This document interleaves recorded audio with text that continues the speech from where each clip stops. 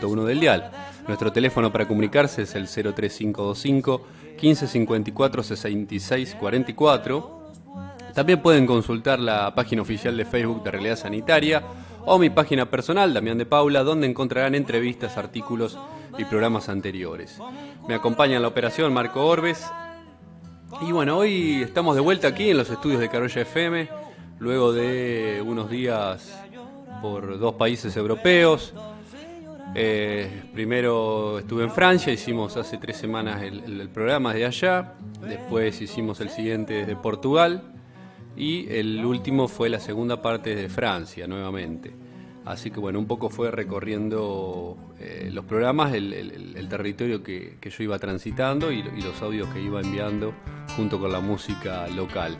Vamos a repasar en este programa también un poco de lo que sucedió y tengo alguna información que no he dado en los anteriores. Y voy a comenzar con, bueno, Francia, que es un país muy interesante. Tiene una población de 64 millones de habitantes, con un ingreso nacional bruto per cápita en dólares de unos 37.000 dólares. Lo interesante, yo decía en el programa de hace 3 semanas de Francia, son los indicadores que lo ubican, según la Organización Mundial de la Salud, la OMS, como número 1 en cuanto a su sistema de salud, ¿no? Esto quiere decir en cuanto a la accesibilidad, la cobertura, la inversión en salud, vamos a hablar un poco de eso. En Francia la esperanza de vida al nacer de un hombre es de 80 años y de una mujer 86. La probabilidad de morir entre los 15 y los 64 años es de 94% en el caso de los hombres y 48% el de las mujeres. Fíjense, el doble para los hombres, tienen el doble de riesgo de probabilidad de morir. Esto quiere decir por accidentes o por algún tipo de enfermedad. Este es un dato importante que me interesa siempre, porque las estadísticas a veces parecen números que no dicen nada, pero si uno los estudia y los compara, porque ¿para qué sirven las estadísticas? Bueno, para ver dónde estamos parados, para comparar, ¿no? Por ejemplo, Francia con Argentina, Francia con otro país europeo, Argentina con África, Europa con África, etc. En relación al gasto o a la inversión en salud por habitante en Francia hace un par de años atrás era de 4.508 dólares por habitante por año. Esto también se ve reflejado en el gasto total en salud como porcentaje del Producto Interno Bruto del país, que es del 11.5%. Este dato es muy importante porque el PBI es todo lo que produce en bienes y servicios un país y qué porcentaje de esa producción total del país va destinada a invertir en salud. Bueno, en el caso de Francia es de 11,5%, es bastante alto. Ya les voy a leer el de Argentina. Esto lo estoy sacando, estos datos, porque siempre hay que citar la fuente cuando uno elabora datos o cuando uno da información. Es del Observatorio Mundial de la Organización Mundial de la Salud. Vamos a Portugal, hacemos acá el paréntesis con el otro país europeo que visité, que está mediado por España, ¿no? Sobre el Océano Atlántico. Portugal tiene una población de 10 millones de habitantes, es 6 veces menor, con un ingreso nacional bruto per cápita de 25.000 dólares. Recién les leí que Francia tiene 37.000, así que fíjense la diferencia en sus economías. Hay 12.000 dólares por habitante por año entre un país y otro. La esperanza de vida al nacer es de 78 para los hombres, 84 para las mujeres, hay 2 años de diferencia. La probabilidad de morir entre los 15 y los 60 es mayor también en los hombres, es más alta todavía que la de Francia, 110 a 43. El gasto total en salud, este es otro dato interesante, es 2.690 dólares por habitante. Y en el caso de el porcentaje, en gasto en salud, el porcentaje del Producto Bruto Interno es de 9,5, son 2 puntos menos. Entonces, por un lado, destina menos dinero y menos porcentaje de todo lo que se produce. Esto hace las diferencias muchas veces en la hora de prestar un servicio de salud. Vamos a la Argentina. ¿Qué pasa con nuestro país? ¿Qué pasa con este bendito país tan manoseado por los distintos gobiernos y tan en crisis hoy, ¿no? Bueno, 43, 44 millones de habitantes tenemos, con una esperanza de vida al nacer en el caso de las mujeres de 80 años, algunos dicen 81, pero bueno, según la fuente de la OMS lo ubica en 80, y hombres 74. Estamos hablando de 6 años exactamente menos que lo que tiene Francia. La probabilidad de morir entre los 15 y los 60 años es muchísimo más alta, de 143 a 80 en el caso de los hombres con respecto a las mujeres. Acá este es el dato central, que es lo que a mí me lleva a hacer este programa Realidad Sanitaria hace un año y medio, y hoy ya estamos en el programa número 60. El gasto total en salud por habitante en Argentina es de $1.137. $1.137 por habitante en la Argentina. Recordemos que les dije recién, en el caso de Francia es 4.508 por habitante. Es decir, Francia destina 4 veces más por cada ciudadano que Argentina por cada ciudadano argentino. Y el porcentaje del PBI, de lo que produce la Argentina, destinado, invertido en salud, tiene que ver con el 4.8, según la OMS. 4.8. Si esto lo desglosamos, el Estado recibe un poco menos del 2% del PBI. El Estado, digamos, el servicio sanitario público argentino. Esto da a las claras la enorme desigualdad que hay entre un país desarrollado, un país en donde la población goza de una calidad de vida diferente a la nuestra, y un país como el nuestro, en donde por un lado tenemos menos plata y por otro lado destinamos menos porcentaje de esa plata a salud. Así que estos datos ya vamos a volver en distintos programas y por supuesto van cambiando. Estos son datos que suministra la OMS del 2014 al 2016, del 2016 al 2018, es decir, a hoy ha pasado de todo en este país con la terrible inflación que tenemos, así que seguramente esto ha empeorado. Pero como sea, hay un problema estructural en Argentina de inversión. El tema de la inversión en salud es central a la hora de evaluar la calidad de vida de la población.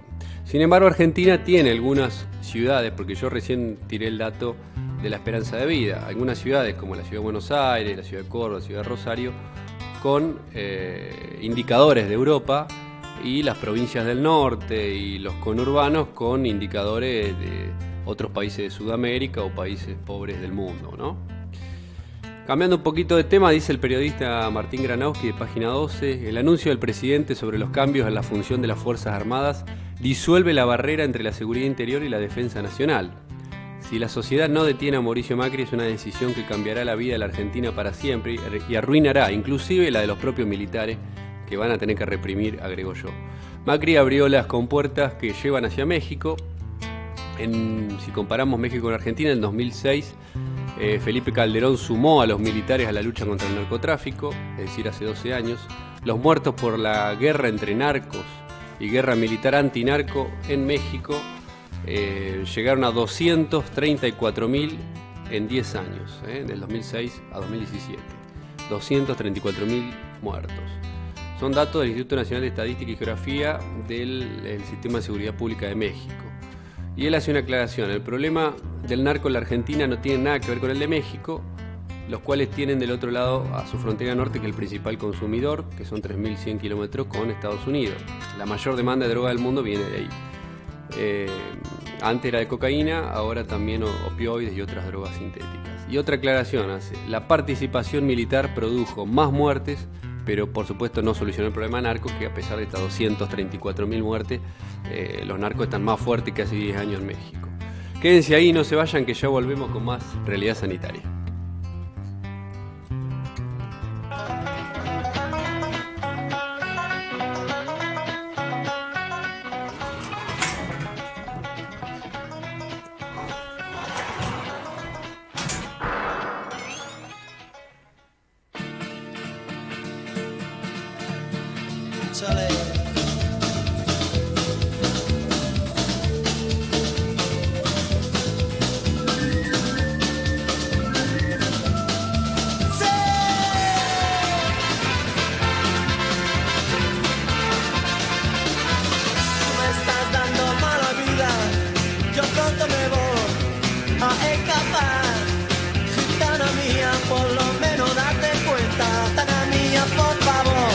Déjame respirar, tú me estás dando mala vida.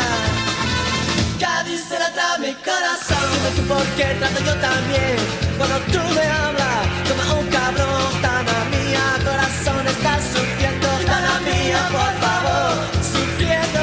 Malnutrición me estás dando.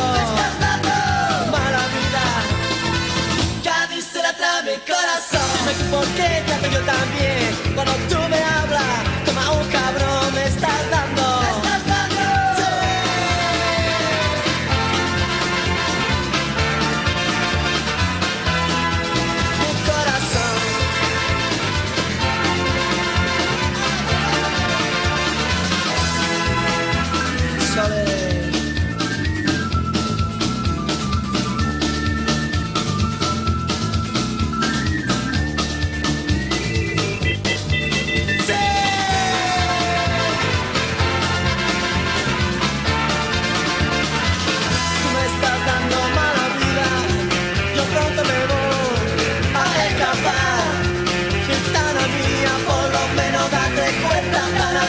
Por favor, no me dejas ni respirar. Tú me estás dando mala vida. Ya dice la trama mi corazón. Dice la trama mi corazón. Dice la trama mi corazón. Dice la trama mi corazón. Ya dice la trama mi corazón. Dice la trama mi corazón. Ya dice la trama mi corazón.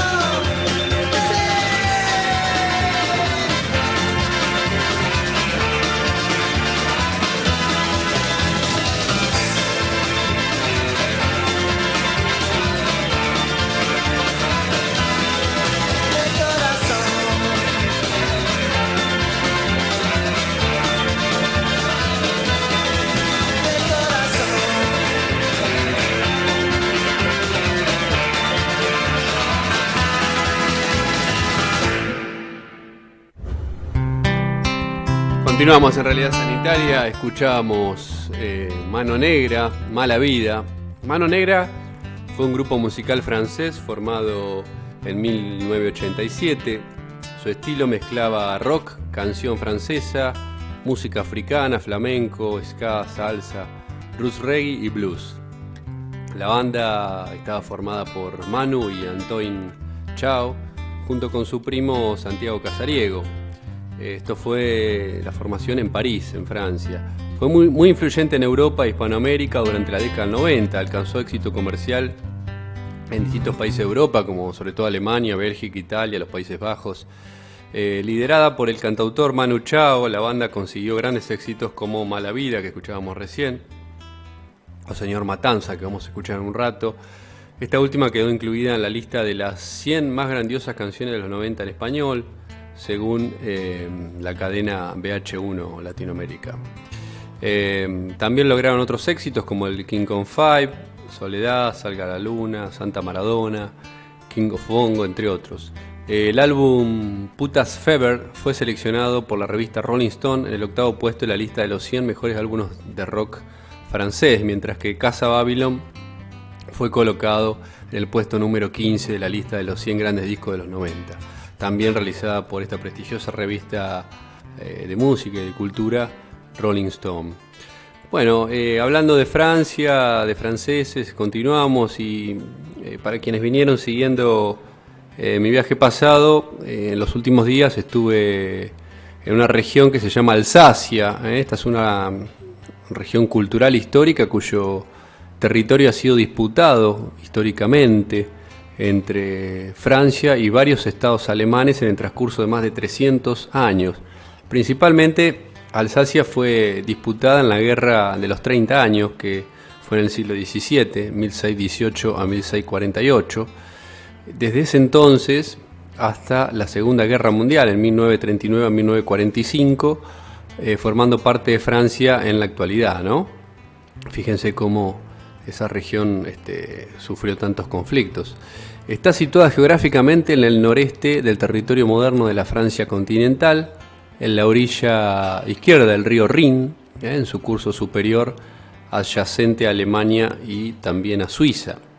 Administrativamente, Alsacia, desde el 1 de enero del 2016, forma parte del Estado francés y se ha ordenado regionalmente con nuevas divisiones territoriales, correspondiendo a Alsacia pertenecer a la nueva región francesa de lo que se llama el Gran Este. Esto fue mediante una ley que que fue un año antes, digamos, decretada allí en Alsacia. El idioma históricamente predominante en Alsacia de gran parte de la población, obviamente, es el alsaciano, que en realidad es un conjunto de dialectos estrechamente relacionados con el alemán de la región de Suabia y con la vecina Suiza también, que tiene mucha influencia. Desde la Segunda Guerra Mundial, es decir, cuando recordemos que estaban los nazis en el poder en Alemania, la pertenencia a Francia ha llevado a que la mayoría de los alsacianos hablen principalmente francés, que es el idioma oficial de Francia. La migración interna e internacional desde el 45 a la fecha también ha cambiado la composición etnolingüística de esta región Alsacia. La capital económica y cultural, así como la ciudad más grande de Alsacia, es Estrasburgo, que fue la que estuve recorriendo durante unos días. Esta ciudad tiene la particularidad de ser sede de varias organizaciones y organismos internacionales, entre los que se encuentra el Parlamento Europeo o el Tribunal Europeo de Derechos Humanos. Quería hacer esta introducción porque es una ciudad impactante, es una región muy interesante a los que les gusta la historia, a los que nos gusta la historia. Escuchemos un poquito más de Mano Negra y ya volvemos con más realidad sanitaria. No se vayan.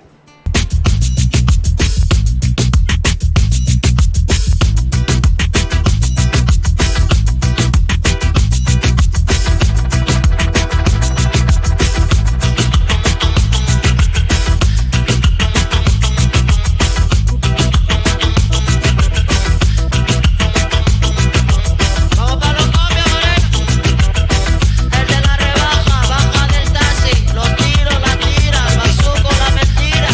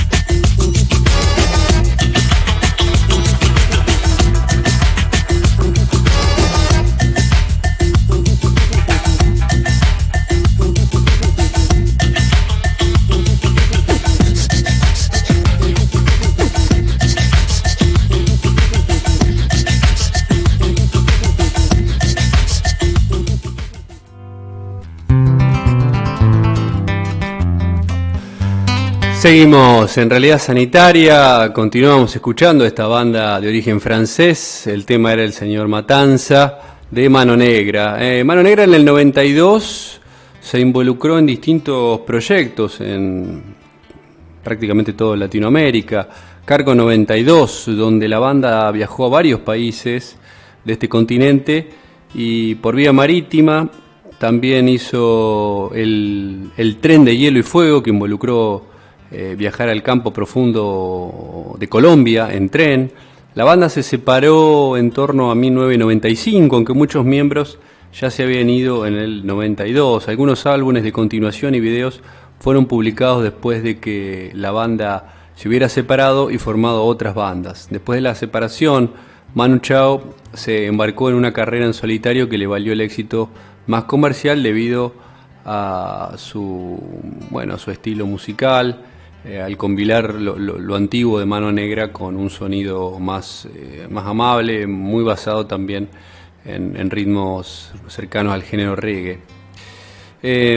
Continuando con el tema de este viaje que vengo, que estuve hasta hace unos días en Francia y Portugal, les comentaba recién de Alsacia, cuya capital es Estrasburgo, pero lo que a mí me impactó, si ustedes pueden ver en mi página de Facebook o en el Instagram también, una de las cosas que me impactó, por supuesto que fueron muchas, tiene que ver con la prestigiosa Universidad de Estrasburgo, que tiene esta universidad su origen en el Gymnasium, que es la institución de confesión protestante, fundada por Johannes Sturm, que era un clérigo protestante, en el año 1538, donde adquiere el rango de universidad un poco más tarde, en 1621. Y desde 1970 se dividió en tres partes, en 3 universidades especializadas, a las que se añaden 8 grandes écoles, que se llaman ya, ¿no? Hablemos un poquito de la historia de esta apasionante Universidad de Estrasburgo. Desde la anexión de 1871 se vio un nuevo impulso con la construcción del barrio universitario, con edificios como el Palais Universitario. En la década del 50 y 60 del siglo pasado fue diversificando sus disciplinas y extendiendo nuevos edificios para dar cabida al rápido crecimiento de estudiantes que pasaron. Había 5.544 estudiantes en el 56 y 10 años más tarde, en el 66, había 16.221, y se acogieron a eminentes sabios como Jean-Marie Lehn, que fue premio Nobel. Desde 1970 se dividió en 3 universités, como les dije, que se especializaron, también 8 écoles. Estrasburgo es la ciudad universitaria de referencia de la región de Alsacia, esta región en disputa entre Francia y Alemania, que está en el corazón de Europa. En el curso 2004-2005 el efectivo de estudiantes de enseñanza superior, tanto en Estrasburgo y los campos asociados, el Ilkirch-Grafenstaden, perdón la pronunciación, tiene 3 campus importantes, llegó a los 56.000 alumnos. Piensen ustedes cómo se multiplicó por 10 en apenas 50 años, ¿no? 50 y pico de años. En relación a las universités, la Facultad de Enseñanza Universitaria de Estrasburgo se agrupan, como le dije, en 3: Ciencias, Letras y Humanidades, o Derecho, Gestión y Política. Está la Universidad Luis Pasteur, que también recorrí, subí varias fotos. Ahí se aprende ciencias, sobre todo medicina. La Universidad Marc Bloch, o Estrasburgo 2, donde también subí fotos, es otro edificio, digamos el edificio más antiguo, que sería la Universidad de las Ciencias Humanas de Estrasburgo, Letras, Humanidades. Una aclaración: Marc Bloch fue un historiador francés, justamente trabajó ahí en Estrasburgo, y es muy conocido por sus publicaciones, pero por supuesto también por ser uno de los fundadores de la Escuela de los Anales, junto con Lucien Febvre. Era un compañero de trabajo, otro profesor. Pero Marc Bloch pasó a la historia porque fue uno de los resistentes, o parte, digamos, del grupo de la resistencia francesa, que fue asesinado por los nazis en el año 44, 1944. Él era de origen judío, por supuesto, pero un intelectual de una talla altísima, con una vida muy prolífica, un hombre que escribió libros muy interesantes que se los recomiendo, Marc Bloch. Uno de ellos es El oficio de historiador, que es uno de los clásicos para arrancar. Y después la tercera parte de la Université es la Université Robert Schuman, que es de Ciencias Empresariales, Derecho y Política.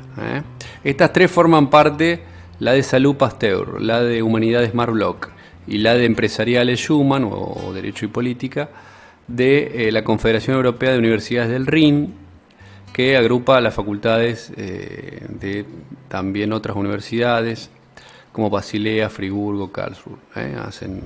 Allá las universidades están muy interconectadas, es algo increíble. En relación a las écoles de ingeniería, que también son escuelas politécnicas que dependen de la Universidad de Estrasburgo, hay 8 centros para el estudio de carreras técnicas. 4 de ellos también dependen de la Louis Pasteur, la de salud. Entonces tenemos la de Ciencias Aplicadas de Estrasburgo, la de Hidrología y Medio Ambiente, la Informática, Arquitectura, y las que dependen de salud son Química Industrial, Metalúrgica, Plástico, Física, Biotecnología, Geología y Geofísica. No es que dependen de salud, sino que tienen una relación, ¿no? Después hay otros establecimientos superiores, como la Escuela de Arte de Estrasburgo, de Arte Aplicada, de Arte Dramático, el Conservatorio Nacional, y escuelas de gestión y administración, en donde está la Escuela Nacional de Administración, Instituto Europeo de Estudios Comerciales Superiores. Bueno, hay un montón de otras instituciones de enorme prestigio allí en Estrasburgo, que tiene una trayectoria inmensa en formación de grandes personalidades, y les voy a leer algunos alumnos y docentes célebres de la Universidad de Estrasburgo. Algunos son poco conocidos, pero todos se han destacado. Konrad von Gessner, que vivió entre el 1516 y 1565, Johann Wolfgang von Goethe, o Goethe. Goethe tiene una de las principales estatuas en la puerta de este edificio. El gran Goethe, este escritor alemán que vivió entre 1749 y 1832. Von Metternich, Georg Büchner, Louis Pasteur, por supuesto, el prestigioso médico Louis Pasteur, científico que vivió en el siglo XIX entre 1822 y 1895. Friedrich von Recklinghausen, que también fue un médico descubridor de muchas enfermedades en su momento. Paul Heinrich, Lujo, bueno, hay un montón. Carl Ferdinand Braun fue premio Nobel en 1909, lo mismo que Hermann Fischer, premio Nobel en 1902. Albert Kossel, premio Nobel en 1910, y Albert Schweitzer, un amigo de este programa que fue personaje del día hace unos programas atrás, premio Nobel en 52, premio Nobel de la Paz. Albert Schweitzer, este médico, recordemos que se fue de Estrasburgo a Lambaréné, en África, y armó un hospital financiando en buena parte con su música. Bueno, después hay otros prestigiosos intelectuales como Etienne Gilson, como Marc Bloch, que les dije recién, Robert Schuman, gran economista, Henri Lefebvre, Manuel Levinas, René Thom, Jean-Marie Lehn, que también fue premio Nobel en el 87, Jean-Pierre Sauvage, Philippe Labart, Jean-Luc Nancy, Arsène Berner, Milton Santos, Jean-Claude Juncker. Bueno, también otro de los edificios interesantes que me impactó fue el André Malraux, o Malraux, este novelista, este escritor, ensayista, periodista, destacadísimo de Francia, que tiene uno de las, se llama Cinemateca, más grandes de Europa. Bueno, es un edificio extraordinario. Bueno, todas estas personalidades salieron, y otras, muchísimos premios Nobel, como ven, de una universidad como la de Estrasburgo, que no es muy numerosa, pero que sí ha sido terriblemente prolífica en los egresados. Vamos a seguir escuchando un poquito más de música y ya volvemos, no se vayan.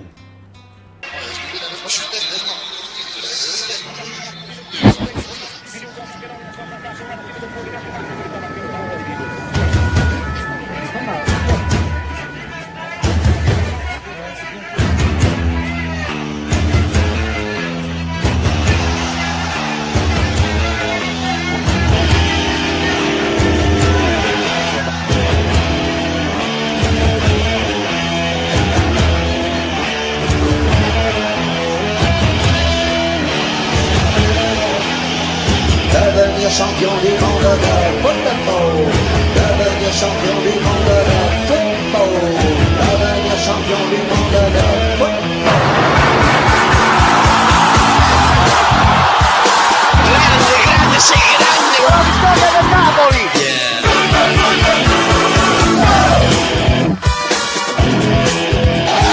La chemin clair. Tous les restes des chaînes devant la télé. Saint-Etienne pour l'arrêt, tous les enculés. Dans les gradins c'est l'enfer. Écoutez les supporters. Allez, allez, allez, courez, courez, courez. Allez, allez, allez, tapez dans le ballon. Tapez sur le voisin. Football, football, football. Football, football, football. La chemin football club. Football, football, football. La chemin football club.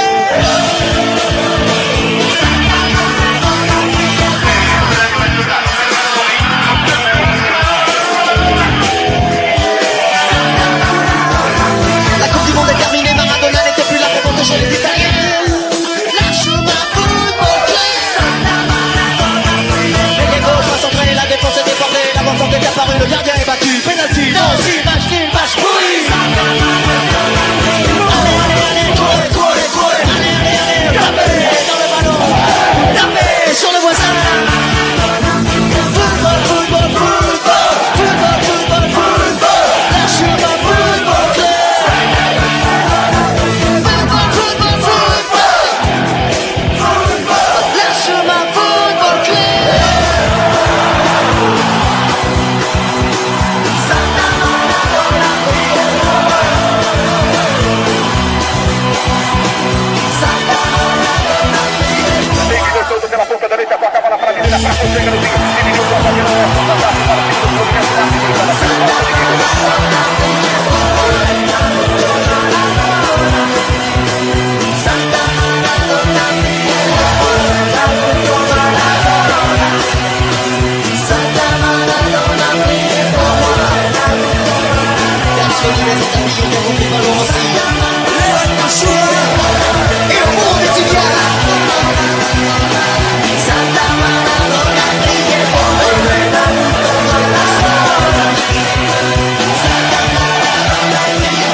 Santa Maradona, escuchábamos de Mano Negra, este hombre Diego Maradona homenajeado por miles de artistas a lo largo de sus casi 60 años.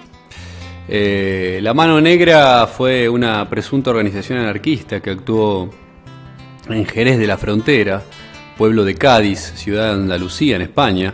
A finales del siglo XIX, la Policía Nacional de España acusó a la mayoría de los anarquistas españoles de formar parte de la organización. En la década de 1880, Andalucía experimentó una severa crisis económica. Debido a la miseria y el hambre como resultado, los trabajadores agrícolas se rebelaron, quemando y saqueando las panaderías y los numerosos huertos. Esto llevó a las autoridades a llevar a cabo detenciones en masa y ejecuciones públicas. A pesar de los debates que tuvieron lugar durante años sobre la existencia de esta organización, que ahora es ampliamente reconocido en los círculos académicos, se trataba de un tipo de invención falsa bandera por el gobierno de Sagasta con el fin de suprimir las revueltas campesinas en el sur de España. Los padres de Chao eran exiliados políticos de España que se trasladaron a Francia huyendo de la persecución de la dictadura de Francisco Franco. Fíjense cómo viene un poco la relación de Mano Negra y esta banda que ha tenido tanto éxito no solo en Francia, en Europa, sino en todo el mundo, fundamentalmente en nuestro país, en nuestro continente. Vamos a la sección cultural que tiene que ver con la película del día, la película que recomienda hoy Realidad Sanitaria número 60, nuestro programa. Esta película es una película que ya tiene varios años, pero que me interesa compartirla con ustedes para quien no la vio. Y el nombre es cortito, es If, es IF, protagonizada esta película británica por Malcolm McDowell. La película ganó la Palma de Oro del Festival de Cannes del año 69, recordemos el año 69, el año del Cordobazo. En Cannes ganaba If la Palma de Oro. También actúa David Wood, Christine Noonan y Richard Warwick.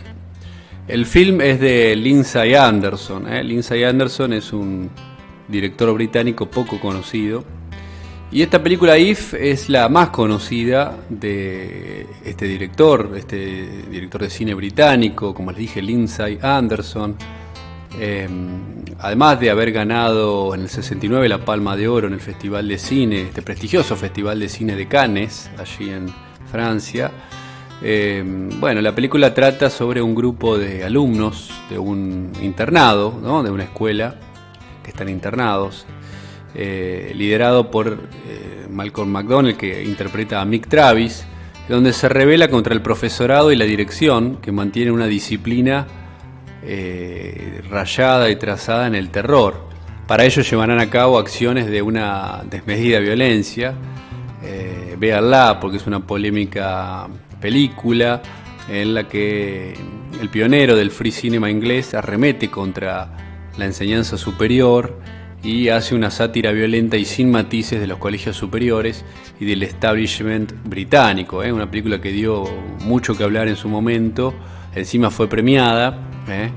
Este director forma parte de esta corriente que se llama free cinema inglesa, digamos, ¿no? Esto es una corriente de cineastas.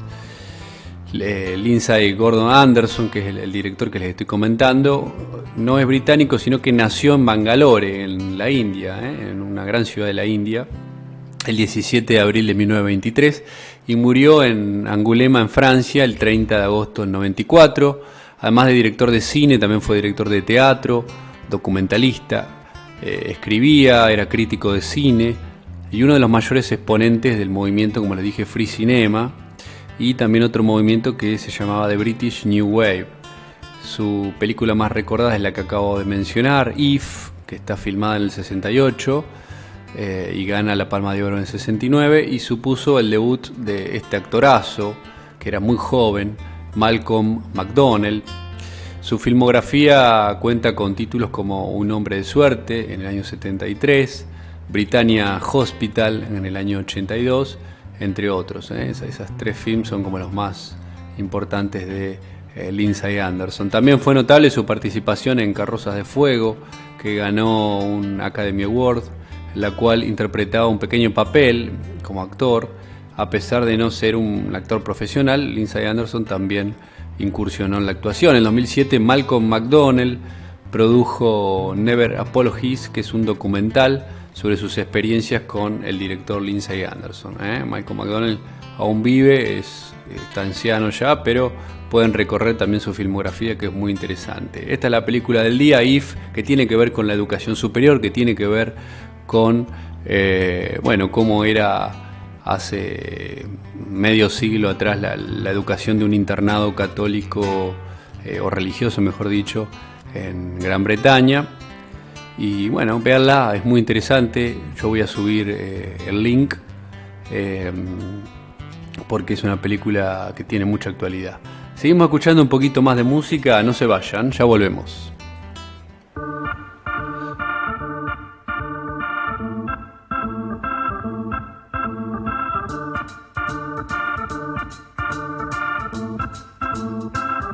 Que nos vamos a mojar.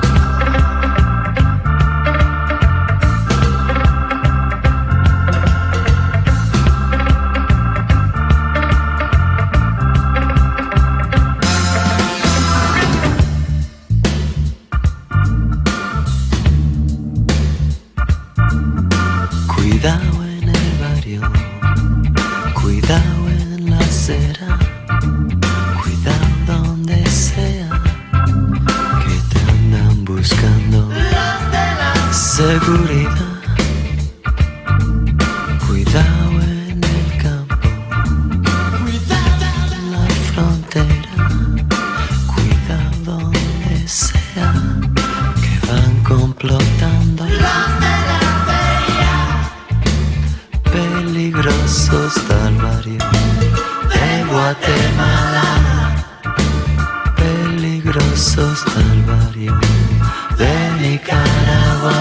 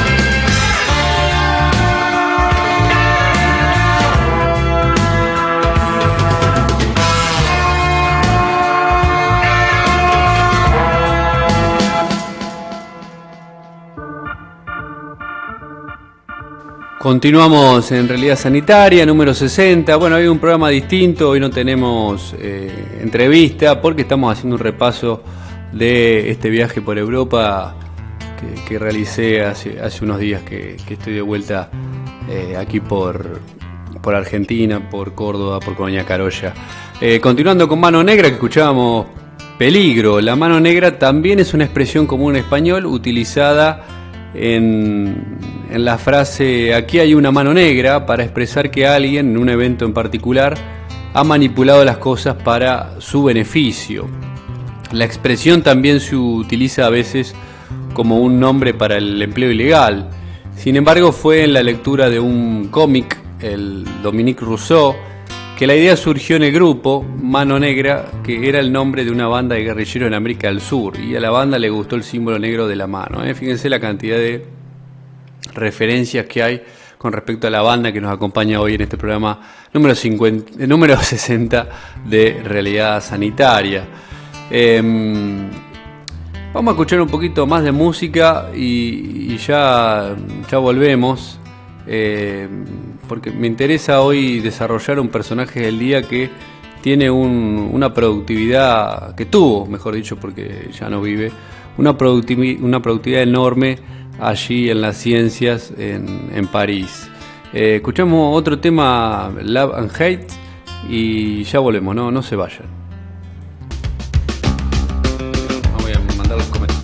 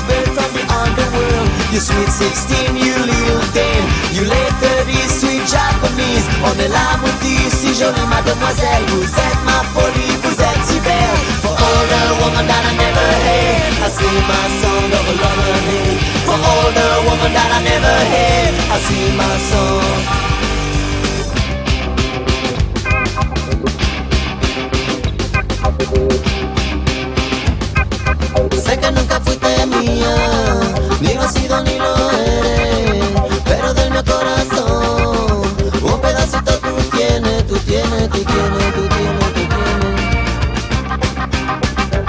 Y con los celos, en mi corazón a mí nada más me arde.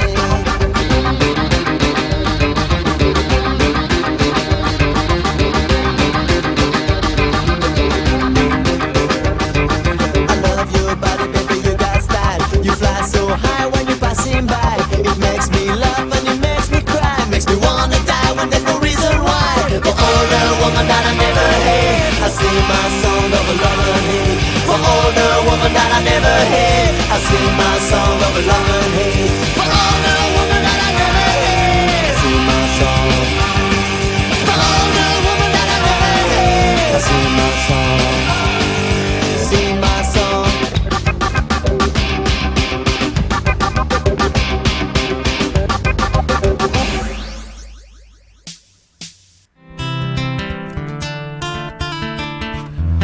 Continuamos en Realidad Sanitaria, sigamos escuchando esta emblemática banda Mano Negra, Love and Hate. Hoy nos vamos a adelantar un poco porque no tenemos ninguna entrevista en puerta, pero vamos a desarrollar el personaje del día, que se trata de Claude Bernard. Lo vamos a ir desglosando en 3 partes. Para quienes están familiarizados con la ciencia, con la medicina, o tienen cierta intelectualidad y han leído sobre ciencia, el nombre de Claude Bernard es un nombre que está siempre presente, que nació en Saint-Julien, en Ródano, un 12 de julio de 1813, y fallece en París, en Francia, un 10 de febrero de 1878. Claude Bernard fue biólogo, teórico, médico y fisiólogo francés, fundador de la medicina experimental, ha sido en medicina revolucionario, podríamos decir. Toda una corriente que se llama la medicina experimental. Entre sus aportaciones a la medicina, es la principal, ¿no?, destaca su estudio del síndrome de Claude Bernard Horner, que es un síndrome que está caracterizado por un problema en el párpado que se llama ptosis, cuando el párpado se cae, y tiene otras características más el síndrome de Claude Bernard Horner. Fue elegido para la Academia Francesa en el año 1868 y galardonado Claude Bernard con la medalla Copley, que era una medalla muy importante en Francia, en el año 76. Claude Bernard fue hijo de una modesta familia de viticultores.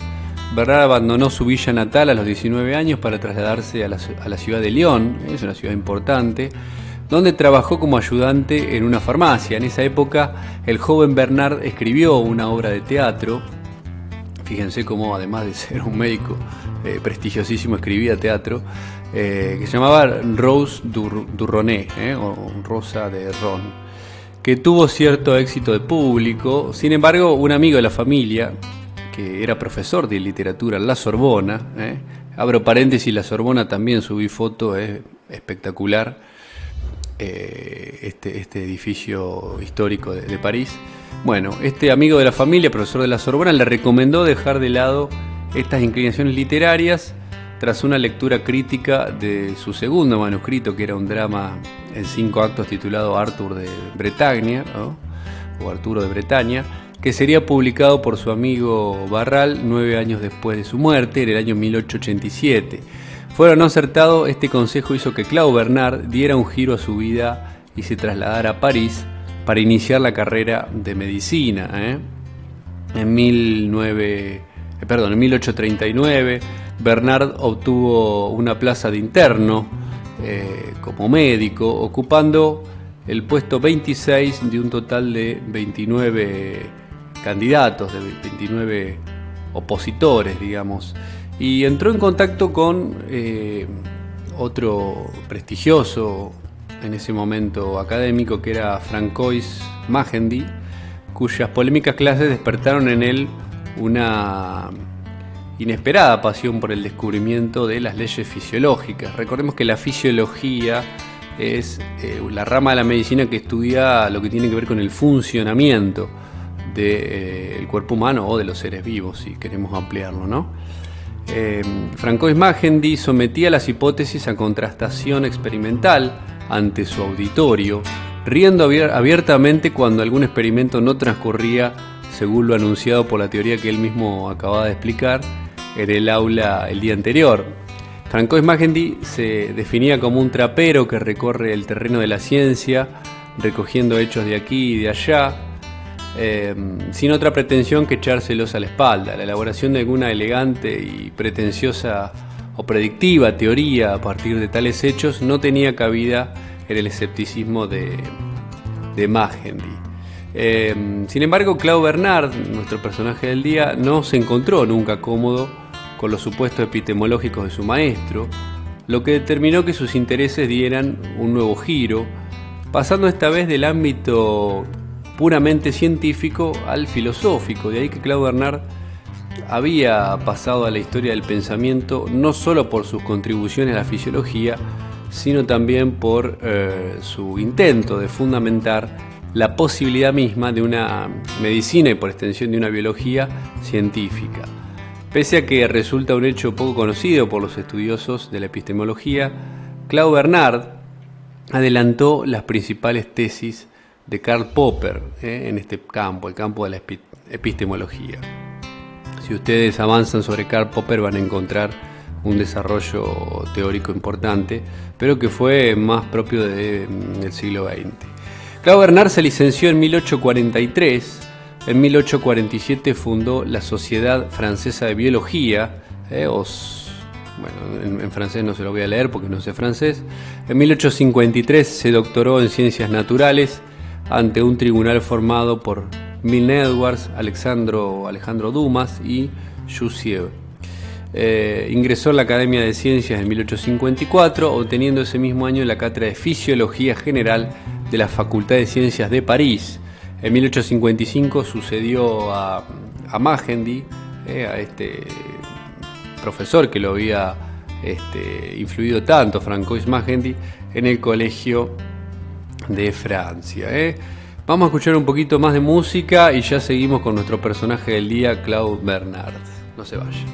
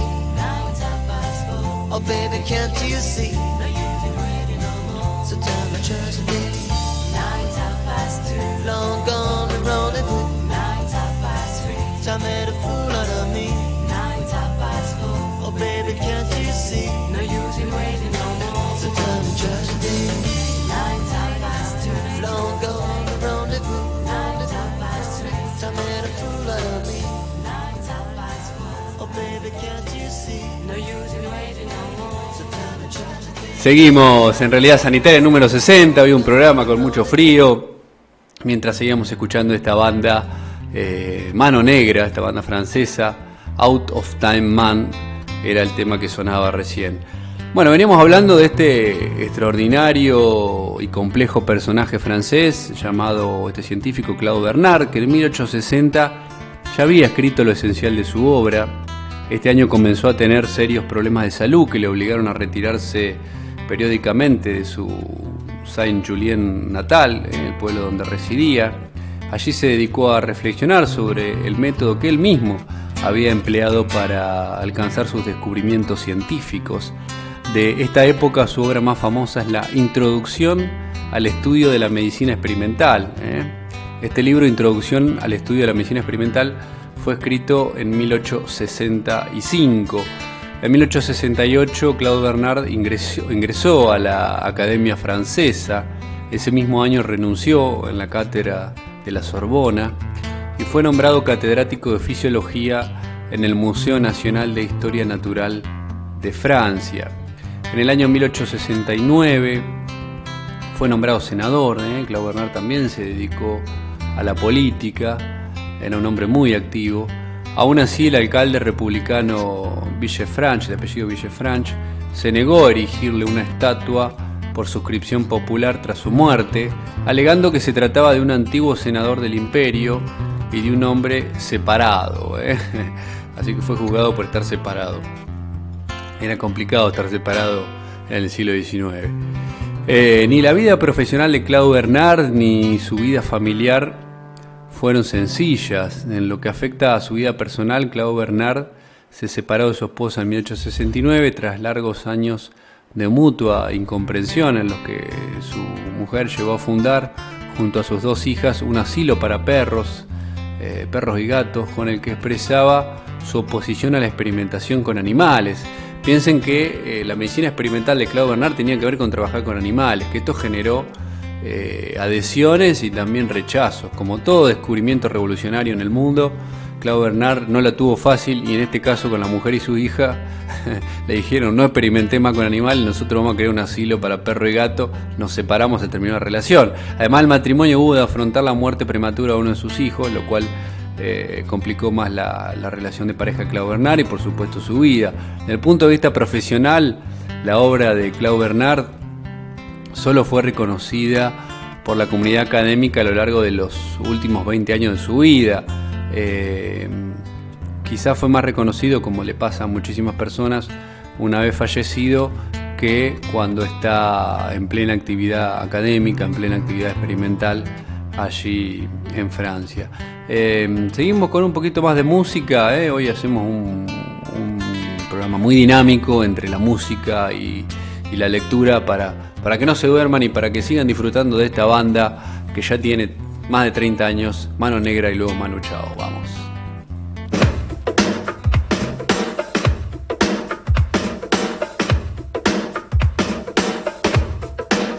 Now listen to the beat, a beat of the song, a buzzing in my head, head like a bomb doll. Listen to the beat, a beat of the song, a buzzing in my head like a bomb doll.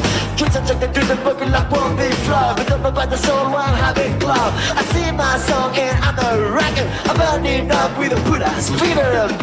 Beat of a song, a buzzing in my head like a bomb doll. Listen to the beat of the song, a buzzing in my head. Tweets and trends to the boogie line. Tweets and trends to the boogie line. Tweets and trends to the boogie line. King Kong Fire. A beat of a song, buzzing in my head like a bomb dome. Listen to the beat, a beat of a song, buzzing in my head like a bomb dome. We're standing alive with a King Kong fire, through the King Kong drive on the Japanese boogie. What's the matter with me? What's the matter with me? I'm playing like a shaking under the coconut tree. A beat of a song, buzzing in my head like a bomb dome. Listen to the beat of a song, buzzing in my head like a bomb dome. To the boogie like one big flop, don't know about the soul, one habit club. I sing my song and I'm a rocker, burning up with a good-ass feel. To the beat, a beat of a song, buzzing in my head like a bomb down. Listen to the beat of a song, buzzing in my head like a bomb down. A beat of a song, buzzing in my head like a bomb down. Listen to the beat of a song, buzzing in my head like a bomb down. Now we're standing alive with a King Kong fire, King Kong drive on the Japanese boogie. Standing alive with a King Kong fire, King Kong drive on the Japanese boogie. What's the matter with me? What's the matter with me? I'm a brain like a chicken under the coconut tree. A beat of a song, buzzing in my head like a bomb down. Listen to the beat of a song, buzzing in my head like a bomb down. Listen to the beat.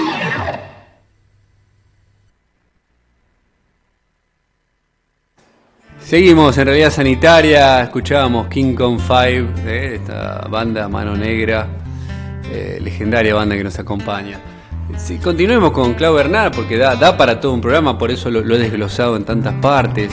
Y vayamos a las contribuciones que ha hecho más específicamente a la ciencia médica. Entre las contribuciones, que algunas ya he mencionado, cabe destacar desde el punto de vista científico el descubrimiento de la función digestiva del páncreas. El páncreas es un órgano importante que tenemos por detrás del peritoneo, se llama retroperitoneal, los seres vivos, sobre todo los humanos, ¿no? Así que él descubrió una de las funciones digestivas del páncreas, también la función glucogénica del hígado, estudió mucho el hígado, esto quiere decir la importancia de la producción de glucosa, que es un azúcar importante para los músculos sobre todo. El mecanismo de acción del curare, esta sustancia, el mecanismo de acción del óxido de carbono en nuestro cuerpo, como así también incursionó con muchos anestésicos, que después dieron lugar a esta especialidad que fue la anestesiología. El establecimiento de los principios generales sobre los que se asienta la farmacodinamia moderna, el dinamismo que tienen los fármacos en el cuerpo y las funciones del sistema nervioso. En este sentido han pasado a la historia de la fisiología, los estudios de Claude Bernard acerca del carácter único de los nervios sensitivos, los nervios motores, la sensibilidad recurrente, la estructura de la médula espinal, la vasomotricidad y las circulaciones locales, el origen medular del gran simpático, su función vasomotora y su acción sobre la temperatura corporal, secreciones y la glicemia.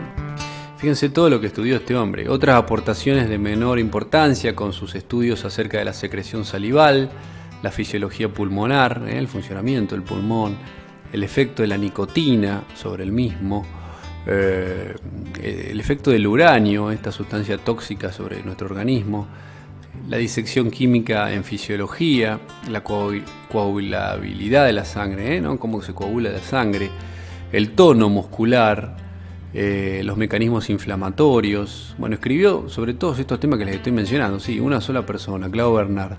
Mención aparte merecen sus estudios sobre la asfixia, sobre los fermentos, que le valieron una histórica polémica con Louis Pasteur, aludiendo que su teoría era falsa.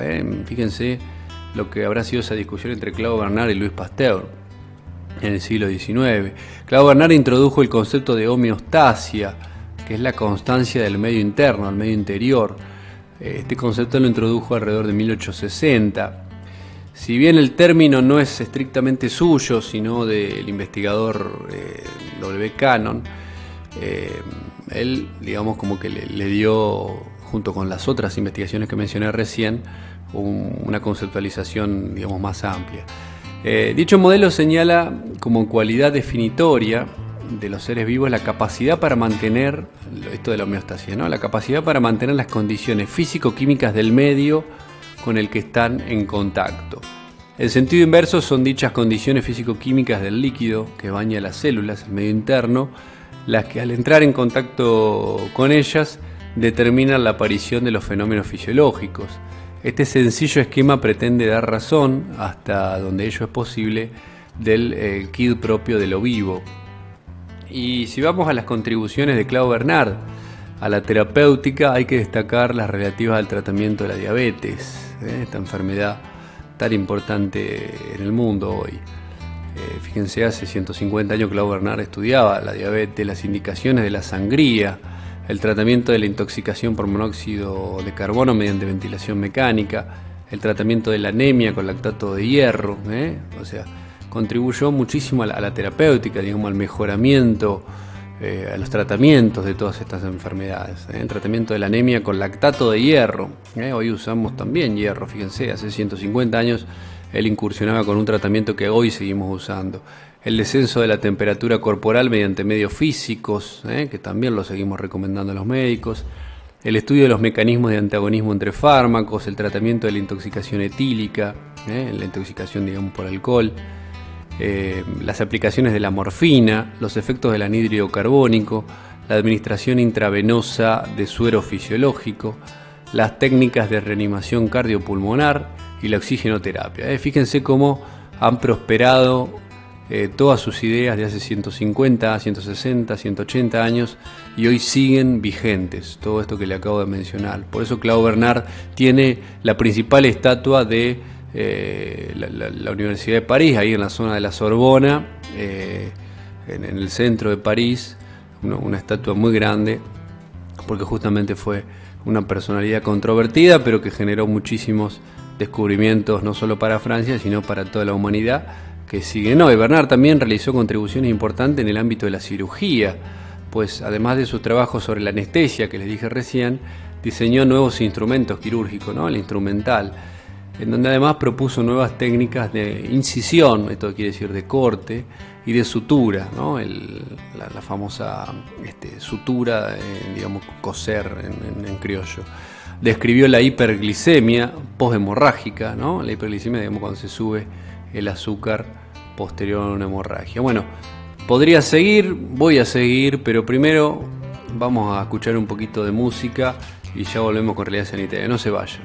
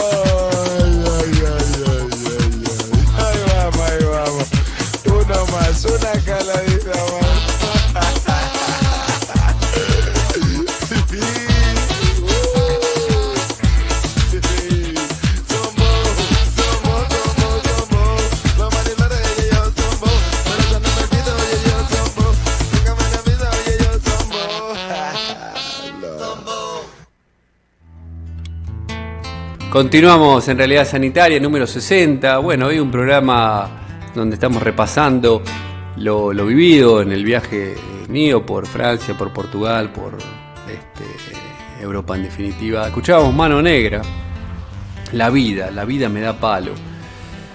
Continuando con Claude Bernard, si vamos a los aportes en biología teórica, nuestro personaje del día enriqueció, como les dije, la medicina, la biología y también la veterinaria de su época. Pueden distinguirse dos categorías diferentes dentro de sus contribuciones teóricas al pensamiento biológico, las relativas a su particular modo de contestar la vieja pregunta, ¿qué es la vida?, decía Claude Bernard, y las puramente epistemológicas, método y fundamentación de la medicina experimental. Es en este sentido en el que puede hablarse de la existencia tanto de una filosofía de la vida como de una epistemología bernardiana, ¿no?, de Claude Bernard. Ambas están, como les comentaré ahora, profundamente relacionadas. Si vamos a los seres vivos, según Claude Bernard, había realizado el sorprendente descubrimiento de que la materia inerte y los cuerpos vivos no son la misma cosa. Escribió lo siguiente: la materia inerte no tiene espontaneidad en sí misma, carece de una diferencia individual y por lo tanto uno puede estar seguro de los resultados obtenidos. Sin embargo, cuando tratamos con un ser vivo, la individualidad aporta un elemento de inquietante complejidad. Más allá de las condiciones externas, es necesario considerar también las reacciones orgánicas intrínsecas, a las que doy el nombre de medio interno, como dije hoy, o medio interior, decía él. Claude Bernard había empezado a comprender. Su descubrimiento fue debido obviamente a toda la serie de experimentos fallidos que llevó a cabo, ya que nunca había podido obtener 2 veces seguidas el mismo resultado en sus ensayos. Tal descubrimiento le inquietó enormemente porque amenazaba con demostrar la inutilidad de toda su vida como científico. Porque los científicos, esto abro yo el paréntesis, tienen que mostrar resultados todo el tiempo y resultados positivos. Quizá los implacables errores que surgían constantemente en sus vivisecciones ya habían comenzado a desequilibrar su estado mental. En cualquier caso, deterioraron su vena literaria, nublando su estilo y paralizando su razonamiento. Porque si Introducción a la medicina experimental, este libro expresaba claramente ideas cuya incorrección solamente con el paso del tiempo sería demostrada, en Medicine el pensamiento es nebuloso, que es otro de sus textos, y el autor se expresa sin sensatez, como al final del siguiente fragmento, donde dice: se ha preguntado cómo puede uno llegar a conclusiones válidas cuando hay sustancias que son venenosas para ciertos animales, pero no lo son para otros. Sustancias que son venenosas para el hombre, pero no para los animales, decía él. Se ha mencionado el puerco espín, que no resulta envenenado al consumir ácido prúsico, la cabra que come veladona sin problemas, la oveja que puede ingerir enormes cantidades de arsénico sin sufrir efectos letales, los sapos que no resultan envenenados por su propio veneno, los animales acuáticos que son capaces de producir descargas eléctricas sin padecer sus consecuencias, y los animales marinos que no sufren daños por la influencia de la sal. Todo lo que acabamos de mencionar es inadecuado como explicación. De hecho, si uno lo admitiera, la ciencia sería imposible. Al releer su conclusión, Claude Bernard debió percatarse de que era necesario realizar una aclaración y añadió una nota empeorándolo todavía más. Y decía Claude Bernard: uno tiene que ser esclavo de un hecho. Uno puede decir que es un hecho brutal, como si lo que dice fuera muy científico. Ciertamente uno tiene que creer en los hechos, pero no debe creer en ellos ciegamente. Disponemos del razonamiento para dar luz a los hechos, y de los hechos para moderar la imaginación y detener el razonamiento. Por lo tanto, el experimentador que envenena a un sapo con su propio veneno sin resultados, o a una cabra con veladona sin resultados, dirá lo siguiente: soy coherente, sí, pero hay hechos que uno no puede creer porque la mente tiene la certeza de que las cosas son de otra manera. Por esa razón no he podido creer en los datos proporcionados por el sapo. Si no hubiera tenido éxito, habría renunciado a mi ocupación como fisiólogo. Continúa en uno de sus textos Claude Bernard. El doctor Delhomme, que introdujo abundantes notas en otras partes del volumen, optó por ignorar esta última metedura de pata de Bernard, quizá con la esperanza de que pasara inadvertida, porque aunque sus palabras fueran confusas y desordenadas, le muestran que el autor se da cuenta de que los hechos ridiculizan sus teorías. Por tanto, decide simplemente ignorar los hechos relacionados con el sapo y la cabra, porque de lo contrario tendría que haber renunciado a su ocupación como fisiólogo. Como otros muchos vivisectores de los muchos que han existido después de él, Claude Bernard carecía de la grandeza necesaria para admitir que toda su pseudociencia había sido erigida sobre un error de proporciones gigantescas. Por ese motivo realiza la extraordinaria afirmación de que hay hechos que uno no puede creer porque la mente tiene la certeza de que las cosas son de otra manera. ¿Y qué hechos son esos? ¿O qué tipo de mente es esa? No es posible que sea la misma mente que en cierta ocasión afirmó lo siguiente: si un hecho está en contradicción con una teoría dominante, uno debe aceptar el hecho y ha de abandonar la teoría, aunque esta última ha sido aceptada de forma general y haya sido ratificada por personalidades de gran renombre.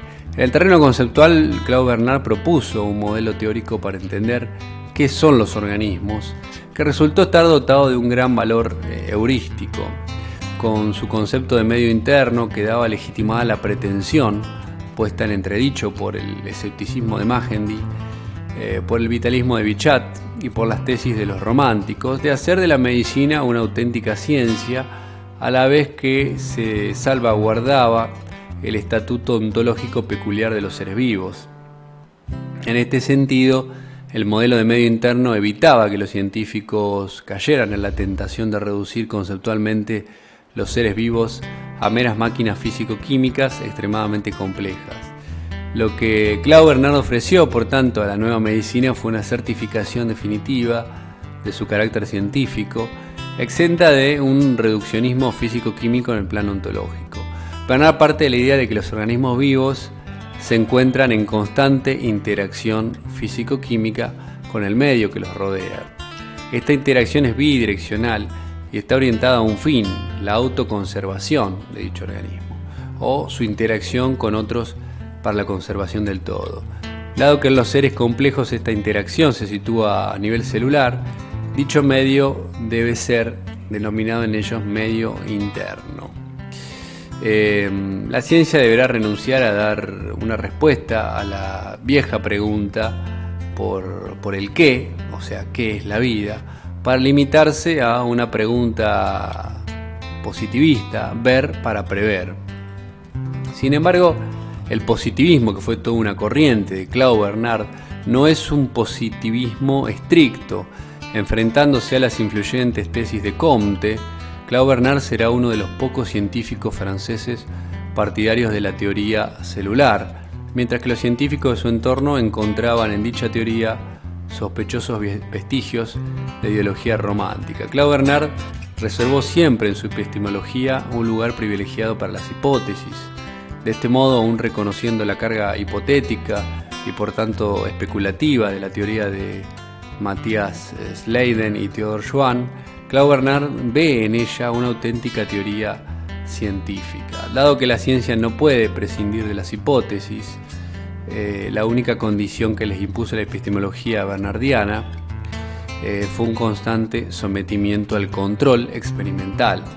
Con ello, el trapero de Magendie deja de servir como imagen ilustradora de la labor de los científicos.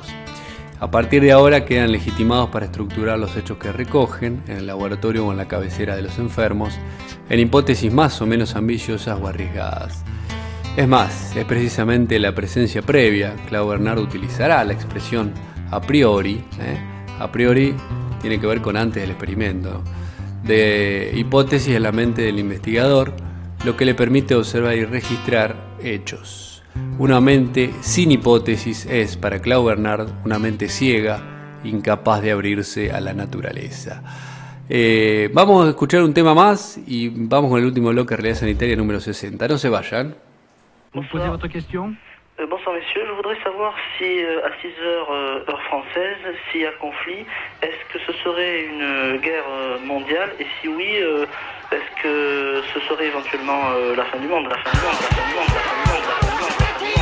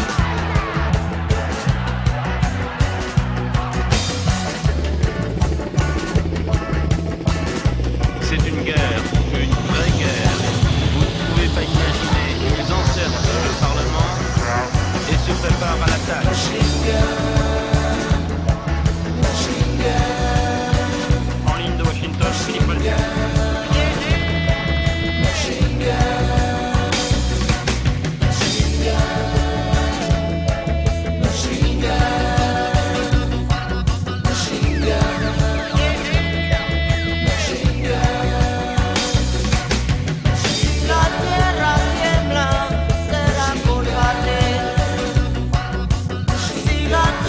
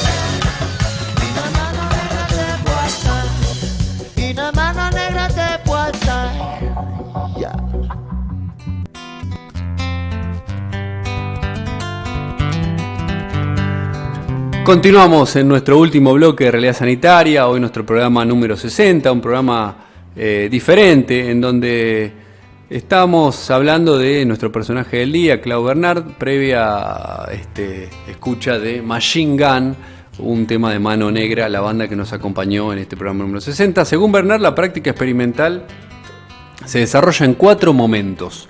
En primer lugar, se produce ante los ojos del científico un hecho que constata de forma precisa. A continuación surge una idea acerca de la posible causa de dicho fenómeno. Esta idea constituye la hipótesis científica, que solo tendrá valor en la medida en que pueda contrastarse experimentalmente. Para ello el científico deduce de dicha hipótesis otras que son sus consecuencias lógicas y pasa a diseñar experimentos o a buscar observaciones que las confirmen. Las teorías científicas no son en realidad más que hipótesis controladas experimentalmente mediante un proceso que establece un delicado equilibrio entre la razón y la experiencia. De ahí su carácter necesariamente provisional y las difíciles elecciones que a menudo el científico debe hacer entre los hechos y las teorías cuando hay discordancia entre ambos. Incluso cuando los hechos parezcan confirmar la hipótesis, esta deberá ser sometida a la contraprueba. La contraprueba es la herramienta lógica que garantiza al científico la existencia de un auténtico nexo causal entre dos fenómenos y no de una mera coincidencia en el tiempo. La consecuencia epistemológica más importante de la concepción de Clau Bernard, bernardiana del método científico, es el protagonismo de la deducción, el método hipotético deductivo, ¿no? Las hipótesis a partir de las cuales se establecen los silogismos de la deducción surgen en la mente del experimentador con ocasión de la observación de determinados hechos, pero no son el resultado de un proceso de inducción llevado a cabo a partir de ellos. En contra de los supuestos de los inductivistas, Bernard entendía que lo universal solo puede proceder de lo universal. De hecho, Bernard emplea a menudo la equívoca expresión ideas a priori para referirse a las hipótesis científicas. Con ello quiere poner de manifiesto que éstas no deben ser entendidas como un mero destilado de los hechos que nuestra mente se limita a recoger y a plasmar. El proceso de génesis de dichas hipótesis se debe más bien a la creatividad del científico que las elabora. Proceden de una cualidad psicológica a la que Bernard denomina sentimiento o corazón, si bien no pueden carecer de unos criterios mínimos de racionalidad.